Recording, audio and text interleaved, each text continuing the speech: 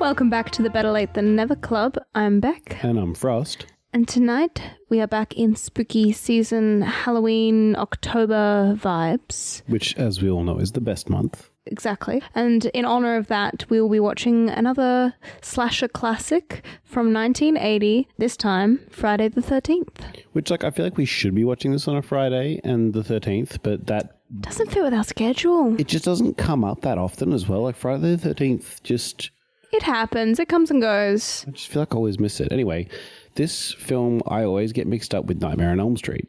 Right. The two films in my mind are cross-contaminated. I've seen neither is part of the problem, I'm sure. Yeah.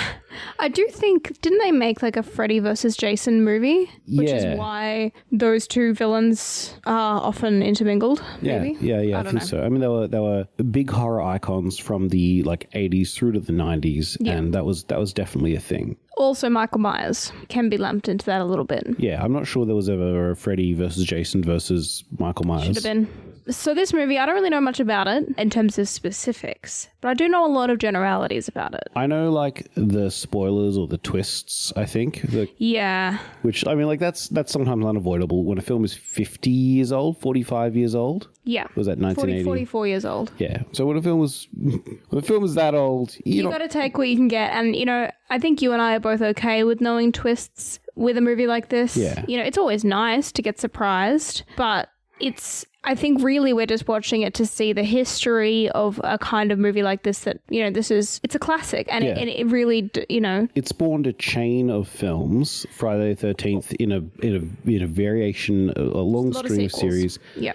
And, the Freddy vs. Jason is mentioned, and Jason Voorhees as a timeless horror character is in the Great Hall of, Bloody Mary and Freddy Krueger and...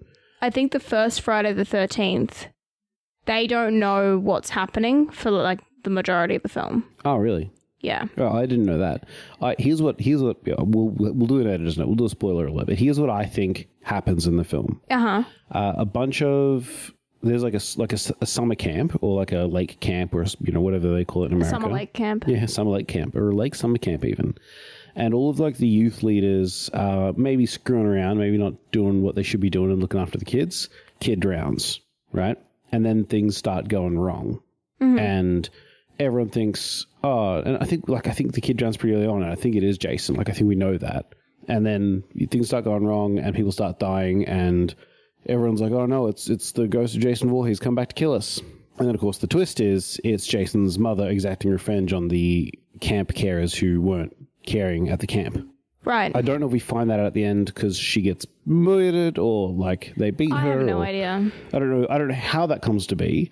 I don't know the nature of any of the deaths. I know that the killer famously has a machete and a hockey mask. Correct. And that's all. And we are very now... easy Halloween costume if you're looking for one. Yeah. Although I wouldn't recommend using a real machete, just for everyone's safety. I dressed up as Jason Voorhees for Halloween in early high school. So funny, seeming as you haven't seen this film. Hadn't seen it, yeah. You're such a poser. Yeah. Name 3 of Jason Voorhees' albums.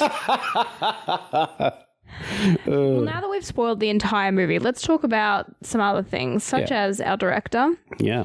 Our director is a gentleman called Sean Cunningham. I don't know if he's a gentleman. Yeah, well. But let's, give him the benefit of the doubt. Yeah, well, I haven't. The name kind of rings a bell, but maybe that's because for so many. Probably not. It's just a relatively generic name, I think. Yeah, that's just it. His history, looking at his filmography, he's a director, producer, writer, and he has pretty much done exclusively horror. And I would say he's done more producing than directing. And the films that he's done, I didn't really recognize any of them. Is it just a big string of Friday the 13th? No, he has done some of the Friday the 13th spin-offs and stuff. He did Freddy and Jason. I think he produced that. Oh, interesting. He didn't direct it. He directed this and produced this. But in general, his films, looking through the list, I didn't recognize names. Oh, wow. But he's done a fair few. He's clearly a horror buff. That's his genre of choice. The creation of this particular movie apparently was sort of spurned or prompted by the success of Halloween from 1978. Yeah, yep. So obviously they were like, oh, the American audience has an appetite for this kind of slasher movie. Scare me a little in the cinema. Yeah. So they made it. It was an independent film. Yeah. And it's actually the first independent film of its kind to secure distribution in the US by a major studio. That's really interesting. So it was a pretty impressive success in that regard. Yeah, that's interesting. It was the 18th highest grossing movie for the year. And it was up against some pretty big hitters, including other horror movies like The Shining. Yeah. Which beat it, obviously. Yeah, and Halloween Part 2 probably came out 2 years later as well. So who knows? But yeah, no, it's obviously, it did pretty well. I don't recognize like any of the actors in the list, just as a quick 40 years glance. ago. So. The only name I recognized in a list of like 15 people was Kevin Bacon. Oh, really? Kevin Bacon's in it? But I don't know what role he plays. God, he'd be young. He would be. He'd probably be like a Teens teenager or young 20s. Maybe young 20s. Yeah. So yeah, I'm excited. It's, slasher movies can kind of go one of two ways for me. Because I liked Halloween Yes. a lot. And so I'm hoping that this fits into the similar genre. I hope that it has that tension that Halloween did so well. Yeah, like the watching and the feeling of being trapped. Creeping dread. Yeah. I want creeping dread. And less of the pinhead hooks in flesh. Oh, yeah, I don't need a close-up on a stab. Yeah. I just don't, you know? We don't need to see the second hammer hit. We saw the first. Exactly. So I'm hoping that we're more in that kind of territory. And I think probably for 1980 we will be. Yeah. Well, that said. Hellraiser. Yeah, I know. But let's see. This is a rated R film, so be, careful with your choices on watching this. It won't be for everyone, but I certainly am excited to add it to my library of horror movies that I now have seen. Yeah, you can now say, I have seen that. Yeah. Thanks for asking. Better late than never. And here's my opinion. Here's a link to my podcast. Here's a link to my opinion. I love that. All right, let's dive into Friday the 13th. First, we are introduced to the location of Camp Crystal Lake circa 1958, where teenage counselors are sneaking off and engaging in amorous congress prior to being murdered. Flash forward to Friday the 13th, 1980, and a new group of youngsters have been hired to reopen the camp. Young Annie, the camp cook, is hitchhiking her way in, but is the first to meet her end at the hands of a mystery killer. The other 6 are happy-go-lucky at camp. As night begins to fall, Ned follows a strange figure into one of the cabins. Shortly after, Marcy and Jack also enter the cabin, intent on amorous congress of their own. Little do they know, a deceased Ned occupies the bunk above. Post-coital cigarette in hand, Jack meets his own bloody end, with Marcy taking an axe to the face shortly after. Elsewhere, Brenda is lured outside by a child's voice, only to succumb off-screen. The final 2, Bill and Alice, attempt to call for help to no avail. Bill is murdered while fixing the generator, and Alice finds his body. When a strange woman appears, Alice is at first relieved, but is quickly revealed that she is Mrs. Voorhees, the deranged mother of a young boy who died at the camp 23 years prior. Several scuffles later, Alice manages to land the killing blow on Mrs. Voorhees and wakes up the next day in hospital. He has some deeper thoughts on the matter. I don't think either of us have recovered from that jump scare yet. So, we gave a summary at the start, and key plot points were more or less on track in the way that it unfolded. Sure. I did not expect that jump scare at the end. It fully got me. Like, I yelled. I think your yell scared me more than the jump scare. I mean, because we had the TV kind of loud to hear the 80s quality dialogue.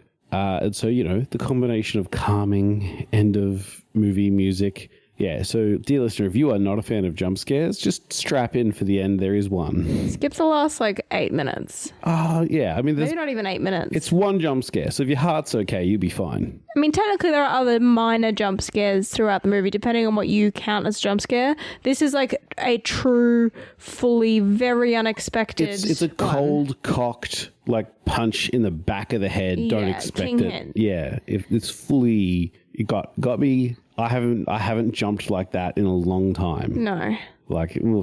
Woof. Oh, well, I will say there is much like, how we talked about in Hellraiser, not to bring up Hellraiser again, but to bring up Hellraiser again. Yeah, I mean, I feel like everything is going to be compared to Hellraiser as a horror movie that we didn't like. That was the limit, right? That pushed the limits. It's kind of not about the limit. What I was going to say was that in Hellraiser, they don't refer to him as Pinhead. No. Even though that's the kind of known character from that universe. Yeah. In the same vein, there's no hockey mask in this. Yeah. There's a machete. There's a machete. But the iconic Jason Voorhees with the hockey mask and machete, is not a character in this movie. The only appearance of Jason is as a dilapidated corpse coming out of the lake for a second. Well, and the machete is wielded by the actual killer of this film, his mother.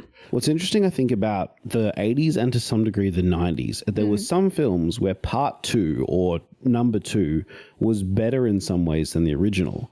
Because, you know, this was, like you said, it was an indie film that got picked up by a major label. And that came through, like some of the lighting effects, the quality of the recordings. I mean, it had a decent budget for the time. Right, but it also wasn't a, like, super, super high quality film. Yeah. Compare it to films that were released not too much later or too much earlier. Halloween is a great example. That had much higher quality overall polish. Yeah. And so, you know, we know it was possible. It's just like, you know, whether it had a good budget and maybe they spent it inefficiently because they were trying to film on site at Camp Crystal Lake in New Jersey. Do you know what I mean? Like, I wonder if that exists as a set. Probably not. As a set? Well, like, or at the location, wherever they chose to film. There might be a real place called Camp Crystal Lake in Hope, New Jersey. God, imagine if you sent your children there. Yeah, that's like, I don't want to be a parent anymore. Let me just send my child to Camp Crystal Lake. Although, if this movie is to be believed, they never managed to get off the ground ever because Mrs. Voorhees comes in and kills anyone who tries. Well, where I was going with that was 1980s and 90s, there were a few like sequels that really took them to stride because they'd gotten money from the first one and then had gone big budget and it got really big. Terminator 2 is one of those where Terminator is a popular film that did really well, but Terminator 2 is the one people actually remember. Like, that's the one where Arnie is the good guy. I'll have to take your word for it. Right. I haven't seen any Terminator films. In the same way, Friday the 13th Part 2 must be the one where Jason Voorhees has the iconic overalls and hockey mask. Probably.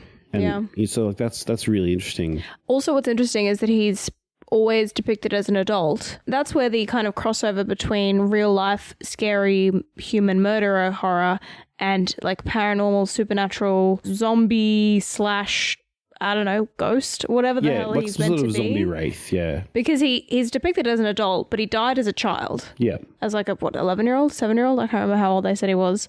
But he's meant like a kid. Like not even like a teenager that could be mistaken for an adult. Yeah. Fully a child. So somehow in this whatever supernatural, he grows up. And this is all speculation for future films, but it is interesting. Even in this film, they introduce the idea of the supernatural with the little boy calling out. Yeah. I mean, it's implied that he is helping his mother through whatever means. Well, I thought it was like, at first it sounded like a child, but it was a mother, and then she was talking to herself, so it was like, that's true. Maybe it could have just been her. And then the teenager gets pulled into the water by this zombie child. Like, but did she just dream that and she just fell into the lake? Do you know what I mean? Like, it really leaves it up to debate. Which is kind of fun. I do like that the killer. This is a weird thing to like, but I do like that the killer had like a really believable approach to her slayings, which was to lure people in. Yeah. To like, you know, shake the curtain or to like knock on the door or to call for help like from a distance and basically lure them out one by one. And then, you know, kill with like, you know, a bladed weapon or like one big hit. And then it's like as soon as she's in a combat even with Alice, who isn't particularly combat skilled, it seems. You know, it's now... She's now clearly still an older woman that doesn't have the strength or strategy to overcome a small one-on-one fight. Yeah, that was really interesting, like very believable, because sometimes it's like, the killer has just killed everybody in one big hit, and now we're down to like the designated survivor TM, and that person can somehow keep evading their blows. Like, it's so unbelievable. Yeah. Whereas this is like, every other time there was a killing. And I think the most interesting one was when Steve Ritchie, the camp owner, comes back and he's getting shining the torch. He's like, he can't really see. And then he recognizes who it is. He's like, what are you doing here? And then she just stabs him, runs him through before he can sort of ken the fact that she has a machete or, you know, whatever. I think the most interesting death was Kevin Bacon's on the bed, because that was totally unexpected from her being underneath and grabbing his head, stabbing him through with the arrow. That was a bit of a jump scare because it was really unexpected. Yeah. But unlike at the end, there wasn't the big loud orchestral hit. you know. And also, it's like we're like a third of the way through the film, so we're like expecting this kind of thing And versus the last 5 minutes where things are meant to be calming down. Yeah, he's literally in a bed underneath his dead friend, and he doesn't know it. We know it. We know. And so we're expecting him to die. So it's like a surprise, but it's also like, that's how it's going to happen. Yeah. I see. Poor Kevin Bacon. I felt the worst for Brenda. Yeah. Because, Alice, I guess, but Alice also got to survive. So, Yeah, you know. But Brenda, none of them did anything wrong, really, to be fair, right? Let's just put that out there. They're all innocent people. Like, you don't get to be like, you kind of deserved that. Like, sometimes happens in movies. Well, actually, it's interesting. In the preamble, I said, these kids are effectively responsible. No, I'm wrong. No. These kids are innocent. All of the people that die are innocent. She does say, Mrs. Voorhees, at the end, that I don't know if it's a theory or proven fact that the camp counselors in the year before, when her son died in 1957, were like messing around and hooking up, therefore couldn't help her son. Yeah, it's the implication. Maybe they go into that in the future, like they confirm that more. Yeah, as the theory or the fact of Mrs. Voorhees. Well, you remember right at the start of the movie, there's like the 1958 bit where those two teens get murdered. Yeah. I guess the implication is that she started doing it immediately. Yeah. Yeah. Her son died, and then she came back the next year to take it out on the counselors. Yep. So. Because she worked there. And when she comes up the stairs, like it's from her perspective, right? When she comes up the stairs and kills them. They're like, we didn't do anything. We're not doing anything, as if, They recognized her as not, who are you? No. What are you doing on this camp? You're the camp cook. She was probably still potentially. They might have recognized her as the camp cook from last year. So still an authority figure, still worked with the Christies. Yeah. So that is really interesting. It is I was going to say like a good reason to kill. There's never a good reason to kill. Let me just put that out there. It's a good villain origin story. It's a good origin story because, hell hath no fury like a woman whose child gets neglected and dies from the result of it. Neglectfully killed. So that's, it's sort of like that madness in her is this, there's a pitiable nature to it of like, you've just been a broken human being, but also, oh my goodness, you are horrific. Yeah. In your actions now. It's like, it's the right amount of believable, but not, it's like you can sympathize with it, but not so much that you would kill so many people. Do you know what I mean? And, not anyone. No one really especially innocents. It's not like she killed the counselors that neglected her son. Well, that might have been those two at the start, but that might have been the start of a very slippery slope. Because there were the fires. There's there's no proof. There's no proof of that. Even so, she then just goes on to keep going. I thought the acting there was a range, shall we say, amongst the cast.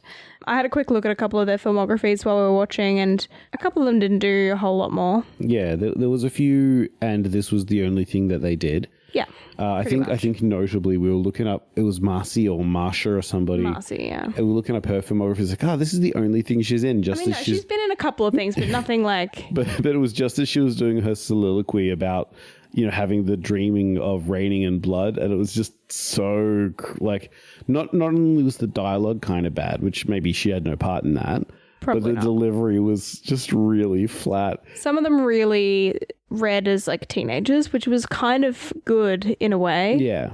Anyway, I thought that was interesting. I did think that there would be more of the lore of his death, Jason's death. We really only got that lore done from her at the end. Well, that's what I'm saying about the second film. No, I'm just saying I expected there to be a bit more of that in this one. Yeah. But it's fine that it wasn't. It was really just... It was a slasher film where everyone's just dying one by one. And I do think it's interesting when a movie has... They keep the killer in the dark, basically the whole film. Yeah, you never get eyes on who the killer will be. Until she shows up of her own accord, which I thought that was an interesting move. Because she drives the Jeep up, or her Jeep up, I guess. Yeah. With Annie's body in it. Yeah. And I wonder, that... It confused me a little bit. There's why she would do that, given that she's killed everyone except for Alice. Yeah. Why essentially give herself away like that?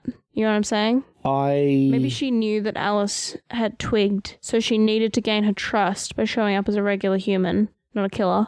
You know what I mean? She knew Alice had twigged because what's her name? Mrs. Voorhees. Mrs. Voorhees. Is it just Mrs. Voorhees? I think so. Yeah. Is she credited as Mrs. Voorhees? Probably. I think so. So Mrs. Voorhees kills Bill? Phil? Bill.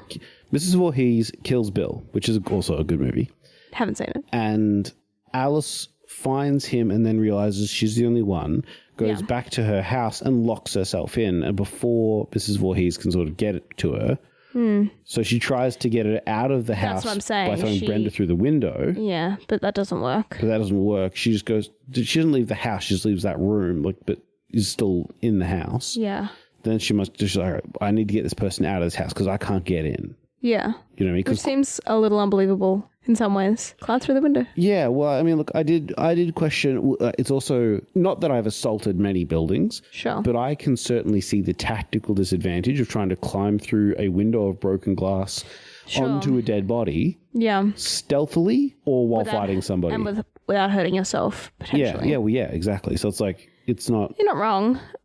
You know, so going in there is an option, but it's not a great option. There was only really a couple of points that felt a little far-fetched in terms of, we know that Mrs. Voorhees at the end isn't a good fighter. Yeah. There's a couple of physical feats, such as the throwing of the body, or the way Bill is killed and then like kind of stuck up to that wall with arrows, feels a little like, how did she do that?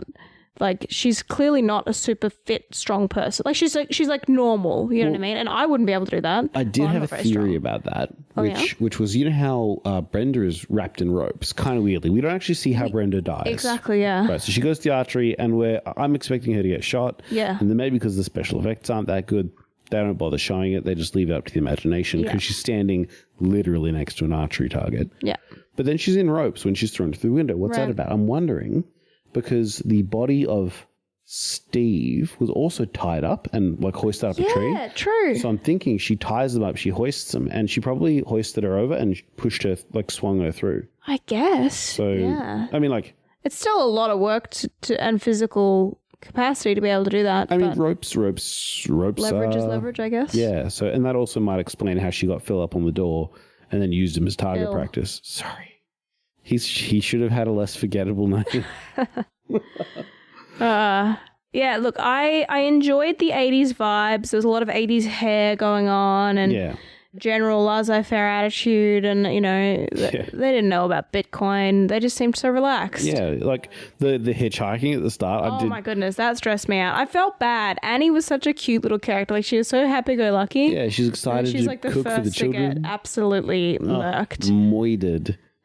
Felt very bad. And she had self-preservation. So she's like, I'm in a car. This person, bad vibes all of a sudden. Right. I'm going to jump from a moving vehicle. That takes courage. 100%. And she hurt her leg and then got caught in the woods. And she almost got away, but obviously Mrs. Voorhees knows these woods. Yeah. So, you know. She's been stalking them for decades. Could cut her off.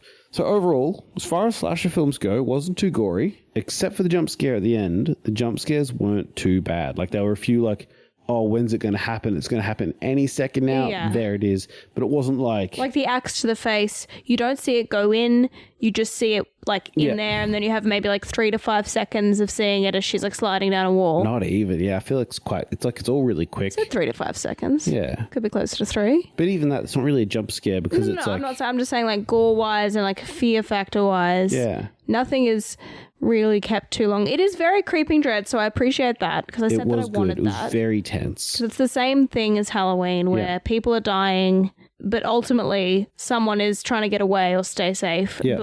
Or they may not know they're trying to do that, but they are. Or like, there were a couple of scenes where people just doing mundane stuff and you're like, oh, do they get grabbed? No. Yeah. No, she just makes a cup of coffee. There was actually quite a bit of mundanity. Mundaneness. I don't know. Like, for example, Bill, we see him fidgeting with the generator, and he obviously does die in there. Yeah. But we don't see it. And we see him do a lot of stuff without dying. And, of course, Alice doing her little coffee routine. That was all fine. I mean, they're playing Monopoly while 3 people are killed. Yeah. There's a whole, there's a lot of that, which is good because it's like, it really keeps that tension of they have no idea. Yeah. It's not like they're preparing or anything. They're just like me. Yeah, they're just completely blissfully unaware.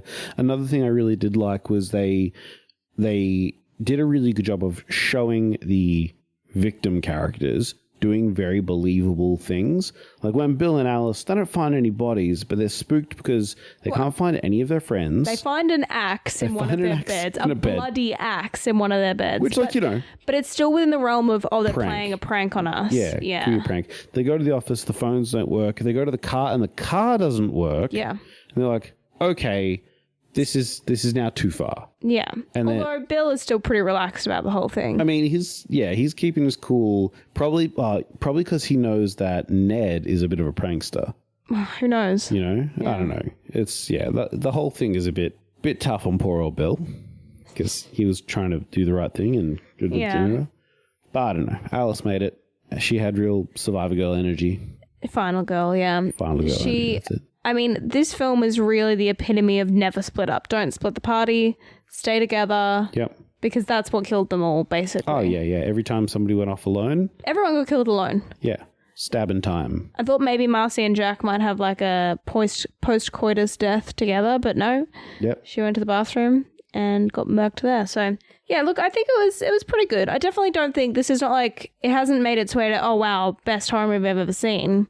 It was fine. It was good. I can see why it did well. I can see why it spawned a franchise because I can really see why people went to see part 2. Yeah. Well, because like she says at the end, he's still out there. Yeah, he's still out there with that dreamy look. Yeah. So, that is interesting. I'm interested to see part 2. I want to see it. I want to see it only because I want to see how they explore that connection between the kid that dies in the lake and then the essentially monster that spawns from that, right? Well, Jason, the monster versus Jason, the dead kid. Because, I mean, it sure as hell ain't going to be Mrs. Voorhees. She doesn't have a head anymore. Well, apparently she's in the second movie, so I don't know how that works. Maybe flashbacks. Maybe she's the one who does the the music in this, or the I guess it's the music, effects, the sound effects soundscape are so funny. They're so 80s horror. Yeah, they're so of their era. And it's like you've got the high-pitched strings, like the real, real, real. And then you've got just like, what's a creepy sound? Let's breathe into the mic. Anyway, that whole situation was very funny. Are you ready to rate this film? I think I am ready. No, I'm not quite ready to rate it. I need to think for a second. All right, I think I'm ready. Take it away. Or do you want me to go first? No, I'll go first. I think you went first last time. Okay, your turn. Okay. I give Friday the 13th 7 post-coital cigarettes out of 10. Ooh, that was good. That was a good post-coital cigarette too. Because you could tell the Kevin Bacon, he took one draw on it. It was like, yeah, that's a good. And then that hand came out of nowhere. That was so good. That was probably one of the better parts of the film. Yeah. Because if you're paying attention, you probably might notice it's a woman's hand. Maybe. That's really interesting. Anyway. Yeah. For me, it's an 8.5. Wow. I really for an 80s film, I think it gets vintage points. Interesting. Right. Comparing it to other 80s films, especially because like it doesn't get vintage points for me. It hasn't aged that poorly. No, but it also hasn't aged amazingly. I'd say The Shining has aged better. You haven't seen The Shining in a while. But it's 8.5. Bloody axes in the bed. Nice. She did have a bit of a shining moment in the pantry. She did. There was a shining moment. Which is his Johnny moment. Which is funny because...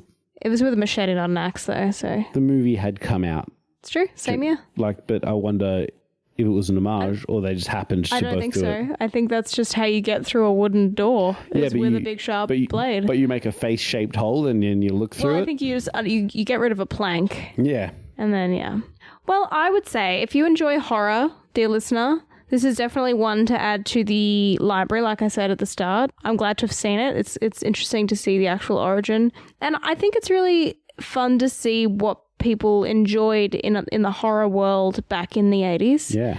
Because it has developed a lot as technology and just the zeitgeist of what people find acceptable for horror, how far they're willing to go or what they find scary and all that kind of thing has changed a lot. So it's quite fun to go back and see that. And it has made me want to see the second one. So. Yeah. And I also now want to go see Nightmare on Elm Street. Yeah. Which spawned a similarly...